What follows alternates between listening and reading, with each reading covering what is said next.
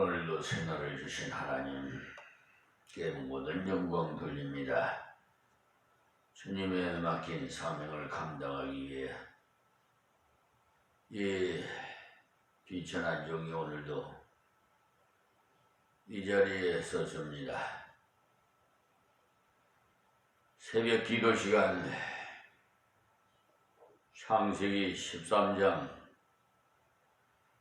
강해 설교로 14절 말씀부터 이 새벽에는 말씀을 드리겠습니다.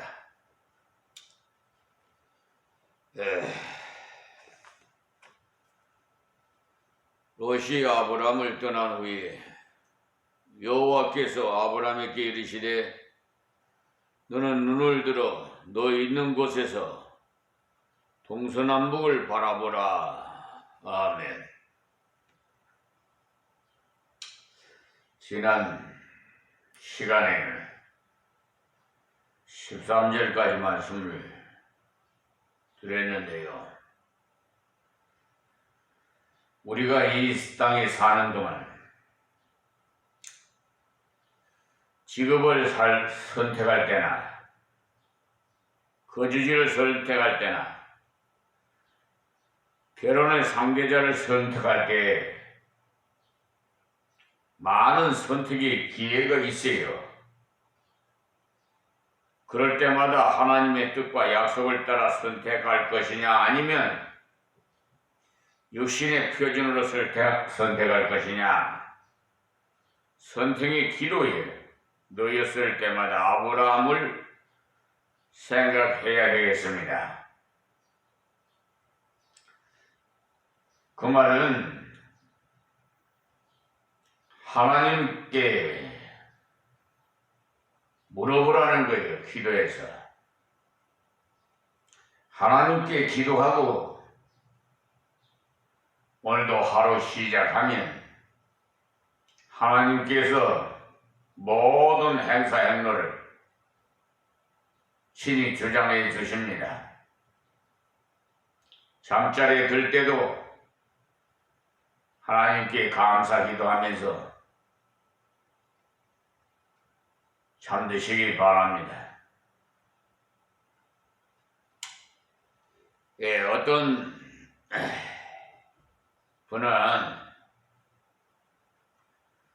결혼 상대자를 구할 때 다른 것은 부족하더라도 신앙 좋은 사람이면 소개해달라고 부탁을 해오는데 그런 부탁은 참 쉽습니다. 그런데 신앙 좋은 사람을 택해놓고 보니까 외모도 좋고 직장도 좋고 다 좋은 사람을 만나서 결혼을 하더라고요. 하나님께서는 믿음대로 살라는 사람에게는 이렇게 내가 하나를 구하면 2개까지도 주신다 이 말입니다. 저는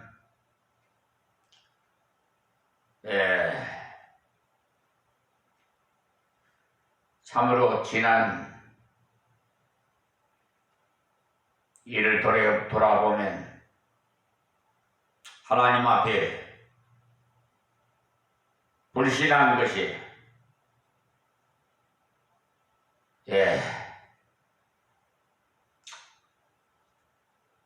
이렇게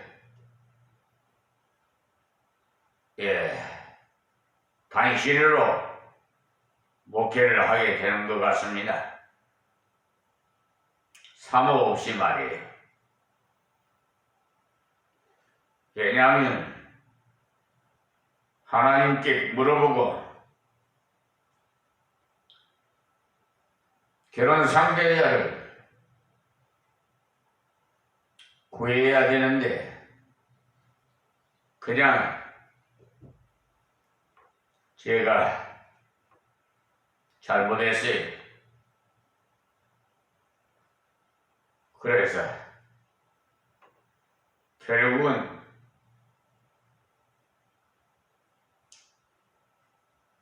떠나더라고요. 당신이 사명받았지. 내가 사명받았냐고. 목회를 안 하면은 집에 들어오지만 목회를 하면 나는 집에 안 들어간다고. 밤중에 그냥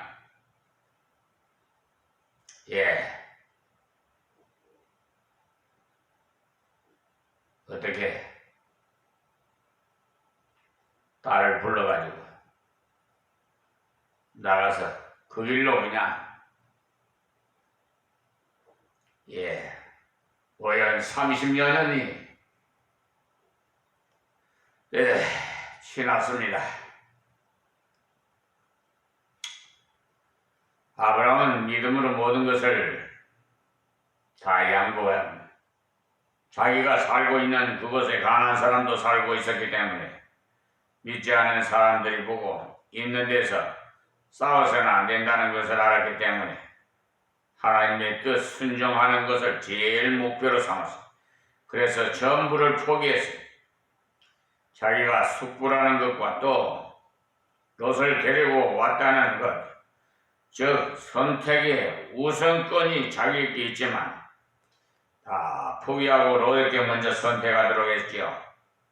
롯은 도덕적으로나 신앙적으로 행하지 않고 자기 마음대로 선택했어요. 그러나 롯이 멸망받은 백성이 아니, 그것을 잘 아셔야 돼요.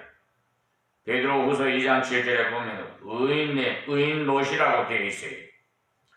지옥 갈 백성이 아니단 말이에요. 하나님의 백성이. 무슨 말이냐 하면 본문의 내용을 신령한 그리스도인과 세속적인 그리스도인의 그 차이라는 말이죠.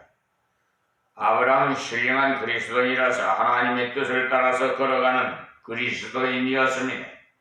그러나 롯은 세속적인 그리스도인이라 고린도전서 3장에 보면 육에 속한 자라고 나오는데 롯이 그런 사람, 지옥까지는 않지만 육신적으로 살아가면 많은 실패를 자처하여, 그러니까 한 사람의 생애를 보아도 그리고 같은 사람이라도 육신적으로 걸어가면 실패하고 하나님의 말씀을 따라 걸어가면 승리합니다.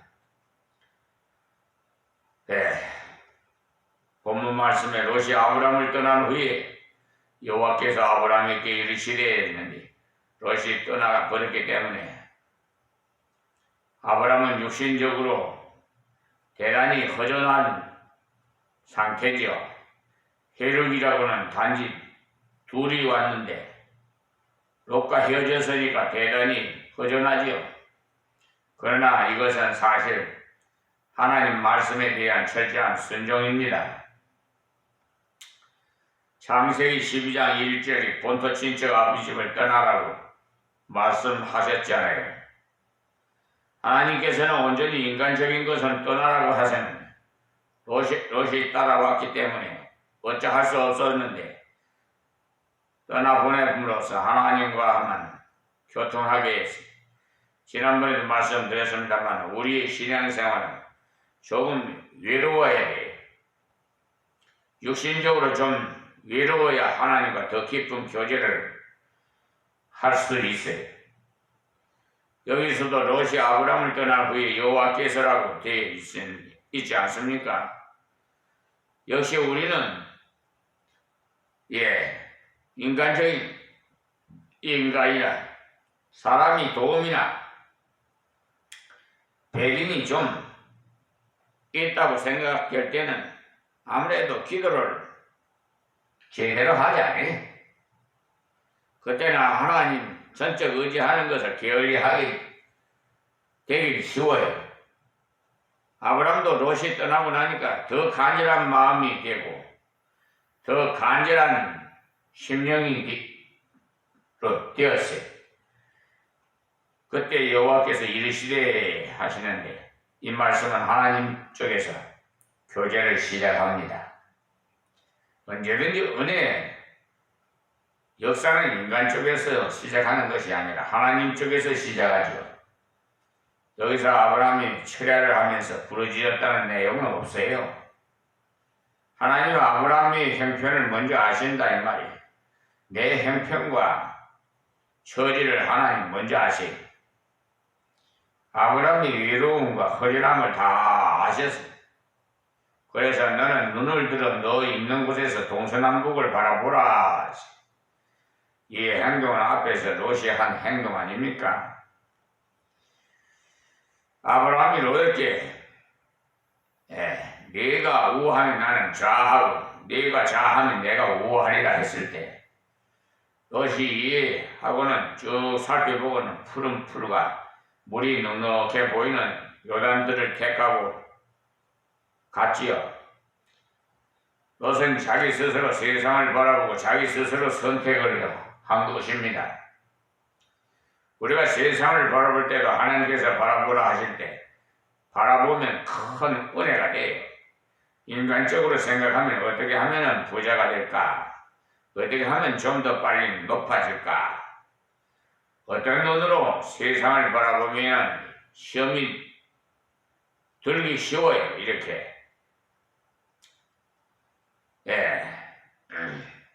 이런 눈으로요. 세상을 바라보면.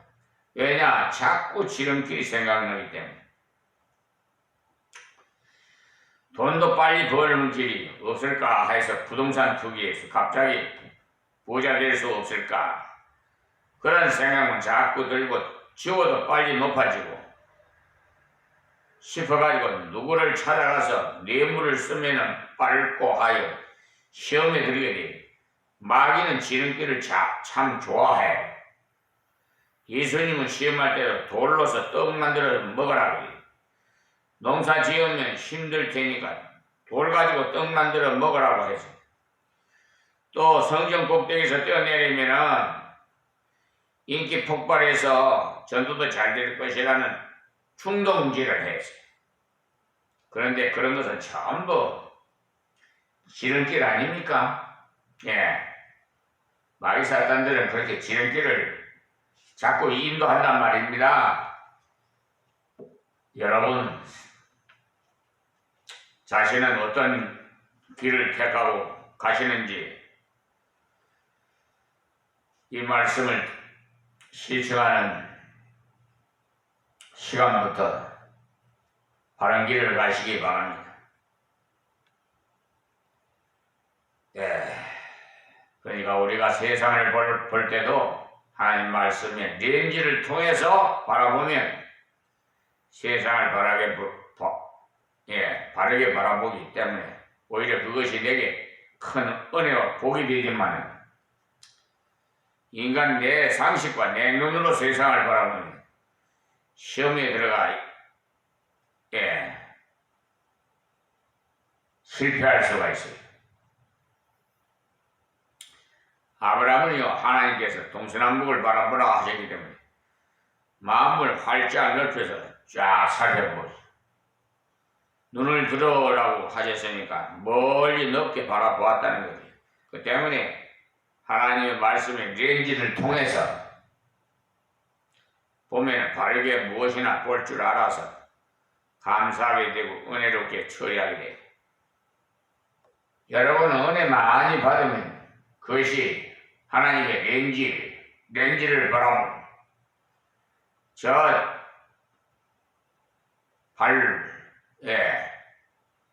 발뿌리에 채이는 돌도 하나님께서 만들어 놓으신 오묘하심. 왜 내가 내 발길에 채이게 되었을까? 이걸 한번 생각해 보란 말이에요. 하나하나 그냥 무의미하게 지내지 마시고 저 어디 일이 있어서 가실 때도 저는요 운전할 때 참 즐거워요. 남들은 지겹다고 그러는데 저는 그런 거 없어요. 즐거워요. 오히려 즐겁고 사방을 돌아보면 맑은 공기를 쐬면 하나님의 그 은혜를 체험하니까 사방이 아름답게 보여요. 참 이상해요. 하나님의 렌즈로 보라보니까 그래요. 사람도 마찬가지예요. 우리 교인들도 하나님의 렌즈로 보면 사랑스러워요. 또 이방인들도 마찬가지고요. 하나님이 다 이방인들도 다 만드셨지 마귀 사탄이 만들었습니까?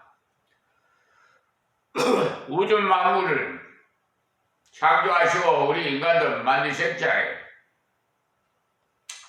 단지 택자와 불택자가 있어요. 그래가지고 세상에 태어나지 않았으면 좋았을 것을 하는 가룟 유다 같은 자가 있죠. 그 자가 뭐였어요? 돈깨 맡은 자예요. 예수님 제자 중에서 돈깨를 맞아 재물을 받단 말이에요. 꼭 묘하면 묘하게 돈 이놈은 돈 때문에 자기 생명이 그냥 극단적인 길로 가는 주다같이 목매달아 자살하지거든요. 그런 현상이 벌어지잖아요. 요즘 사법부에도 말이에요. 저 법적인 변호사도 말이에요. 양심적인 사람이 있어요. 정직하고. 그런데 아주 불의한 자들이 양심적인 자들보다 더 많더라고. 비율로 따져보니까. 어쨌든 제가 어제도 저 부천 법원에 지원에 갔다 왔는데요. 교회 이 공사 문제 때문에 아예 업자를 맡겼는데 보수 보강 공사를 하겠네. 이러고 오히려 망가뜨려놨지. 왜 이게 다시 하라고 그랬더니 5천만 원이 더 든다. 전다. 아이 기가. 아휴. 계약을 했으면 계약대로 실천해야 되잖아요. 에? 보수 보강 공사는 망가뜨리려고 공사하는 거예요? 그냥 이 예배당 건축한 지가 벌써 20년이 넘었어요. 24년이 왔으니까 23년이 돼가야. 아니 그러니 20년이 넘은 건물에다가 막 투들어 버렸으니까 그냥 균열이 생기고 비가 새고 그냥 참. 그래야지 갔더니 나왔는가 없자가 나왔는가 할때 안 나왔더라고. 판사가 그냥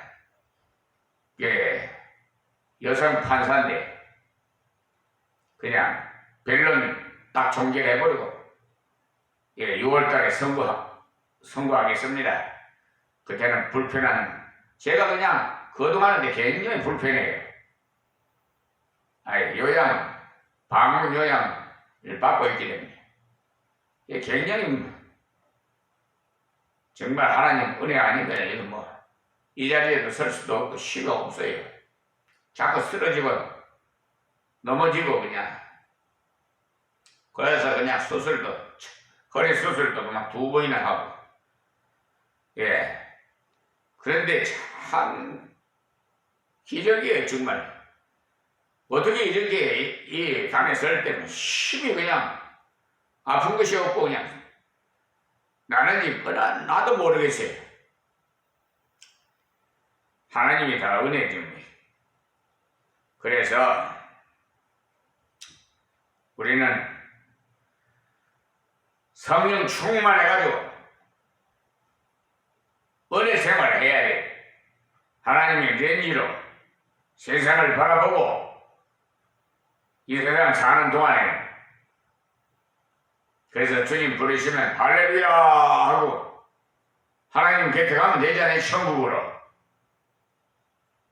이 유튜브 방송을 시청하시는 이방인들도 예수 믿는 것 보세요. 그래서 우리 천국에서 다 만납시다. 예수 안 믿는 사람은요 지옥에 가요. 유황불 타는데 아예 그냥 굳어지도 죽지 않는. 여러분 이 세상 살다가 죽으면 그것을 끝나는 괜찮은데 다 부활해요. 죽고 싶어도 못 죽어요. 예? 어떤 사람은 뭐 세상 그냥 죽어도 그만 끝나지. 다 그렇게 생각해. 저 역시도 그렇게 예수 믿기 전에는 그렇게 생각했으니까 뭐. 근데 예수 만나니까요 확 180도로 바뀌어버리더라고요.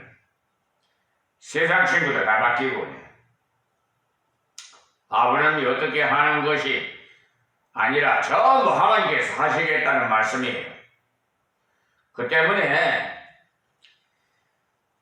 복이지요. 또 바라보라 이러는 거네. 바라보라는 것은 참으로 쉬운 일 아니겠어요? 믿으면 되는 것 아니에요. 아주 쉬워요. 뭐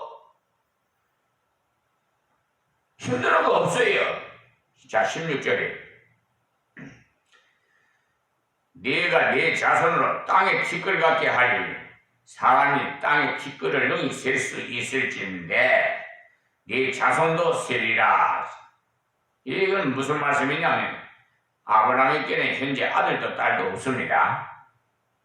또 나이도 대충 한 84세쯤 되었으리라고 보는데 아직 아들도 딸도 없는데 네 자손을 땅에 티끌 같게 하리니 하였으니 무슨 말씀이냐? 땅만 주시면 무슨 소용이 있겠어요? 지배할 후손을 주셔야죠. 그것을 아시는 하나님이심으로써 자손을 티끌같이 많이 주시겠다고 했어요. 땅을 주겠다. 그리고 그 땅을 지배한 후손을 주겠다. 물론 이 말씀은 앞으로 예수 그리스도를 믿는 많은 사람들이 일어날 것에 대한 신령한 예언으로 복합해서 주신 말씀이에요. 그러나 육신적으로도 그대로 이루어져 열왕기상 3장 8절에 보면 저희는 큰 백성이라 수요가 많아서 셀 수도 없고 기록할 수도 없사오니라고 되어 있어요. 사실 그 땅은 박토입니다. 우리나라는 이스라엘에 비하면 굉장히 좁은 땅이에요.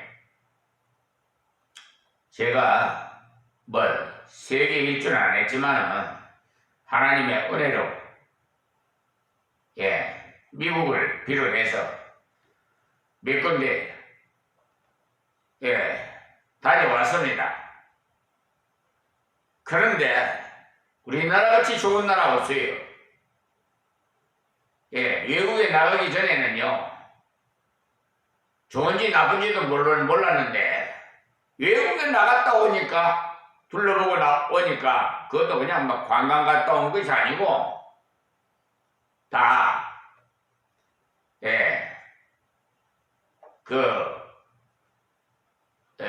졸업식 때문에 가고 또 뭐 학교에 또 그 지방의 학교 그 문제 때문에 또 가고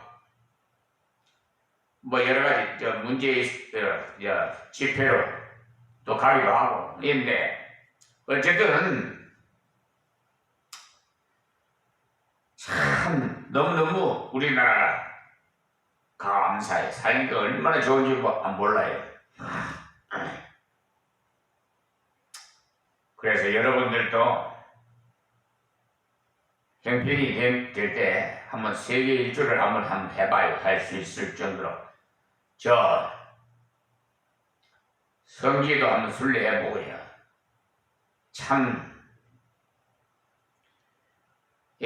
아무리 말을 전에 들어도 실질적으로 내가 가서 확실히 확인하는 것이 더 확실하잖아요. 백문이 일어불견이란 말이지. 우리 믿는 사람들은 신령한 의미로 다 가난에 살고 있어요. 앞으로 물론 영원한 천국에도 가지만 이 땅 위에서도 예수 믿는 그날부터 가난에 사는 거예요. 왜냐하면 하나님의 간섭이 민감하기 때문에. 예수 믿지 않을 때는 적당히 막 거짓말을 해도 장사가 잘 될 수도 있어요. 그러나 예수 믿으면서도 거짓말을 슬슬 하면 절대 안 됩니다. 정직해야 돼요. 때문에 아예 거짓말 하지 마십시오. 거짓말하니 귀신의 애비라고 했어요. 마귀 사탄이 그렇게 시키는 거예요. 그러니까 여러분 거짓말 하지 마세요. 정직하세요. 저 법무법이 유한 로스 하나님 이름 간판 걸어놓은 소속 변호사 백행이 같은 자를 그런 자 되지 말란 말이에요. 가난은 빅토리지만 그의 후손을 티끌같이 많게 하시겠다고 약속하셨으니 큰 은혜의 약속. 절대적인 하나님의 간섭 없이는 안 되는 일. 사람이 땅에 티끌을 능히 셀 수 있을진데 네 자손도 세리라. 굉장한 세력을 얻었다는 말씀이지만 현재 될 일이 아닌 약속어음이에요. 그러니까 현금이 아닌 약속어음이지만 관계없어요. 신용 없는 사람이라면 겁이 나지만 신용 있는 사람이나 회사라면 약속어음이나 자기 앞 수표나 똑같은 거 아니에요? 하나님은 신용이 절대적이라서 약속음과 받은 것이 더 재미있어요. 하나님은 결코 시건치 않으심으로 걱정할 거 없습니다. 시건이라는 말은 먹어버리는 것인데 곧 실컷 말해놓고도 언제 그런 말 했지? 하는 것이 바로 시건입니다. 그러나 하나님은 인생이 아니심으로 시건치 않으십니다. 아브라함은 하나님이 이 약속의 말씀을 받았을 때 그대로 믿음으로 밀고 걸어가셨어요.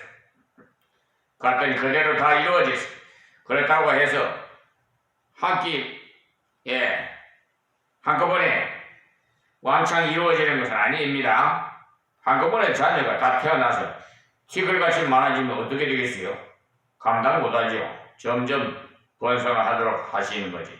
믿음으로 걸어갈 때 때를 따라 하나님의 약속을 성취시켜 주세요.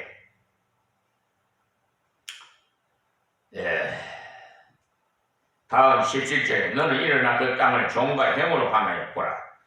내가 그것을 네게 주리라. 그러니까 앞에서는 바라보라 하셨는데 여기서는 뭐라고 그랬죠? 아브라함 자신이 얻은 땅이므로 행하여 보라고 하셨지요. 후손에게 주실 땅을 동서남북 쭉 바라보면 되었어요. 그래서 현재 우리가 얻은 땅을 종과 행으로 실제로 걸어보아야 그 감당할 만큼 주시겠다는 거예요. 순종하는 만큼 하나님께서 주신대. 이 말씀을 기록할 때 정말 세밀하게 그 뜻과 의미를 맞게 기록했다는 것을 알 수가 있죠. 후손에게 주실 땅은요, 눈을 들어서 바라보면 되었는데 자신이 얻은 땅은 실제로 다녀보아야 돼요. 이때 아브라함의 믿음이 컸다면 멀리 왔다 갔다 했을 것이고 믿음이 좀 부족했다면 이만하면 되겠지 하고 괜히 만큼만 갔다 왔을 겁니다. 그런데 아브라함은 상당히 멀리까지 갔다는 것을 앞으로 보면 알 수가 있는데 그래서 우리 하나님의 자녀들도 앞으로 올 비전을 대해서 크게 가지고 입을 크게 벌리고 구하시기 바랍니다. 그것을 내게 주리라. 이 땅 위에 일어나서 영적인 일이나 우리가 순종해 가는 그 부분만큼 하나님께서 지배할 수 있는 능력을 주세요. 하나님께서 같이 하시는 체험을 주세요. 내가 하지만 하나님이 힘을 주고 건강을 줘야죠. 그렇지요. 지혜를 주시고 오늘은 여기서 말씀드리겠습니다. 하나님 감사합니다. 고맙습니다. 우리 사랑하는 성도들 또 이 유튜브 방송을 시청하시는 세계만민 모든 분들에게 하나님의 은총이 임하게 하여 주시옵시고 이 하나님의 렌즈를 끼고 세계를 바라보게 하여 주옵소서. 아브라함의 믿음으로 우리도 아브라함 품에 들어가게 하여 주옵소서. 예수님의 이름으로 기도합니다. 아멘. 할렐루야. 예수는 나의 힘이십니다. 오 주여 어서 오시옵소서.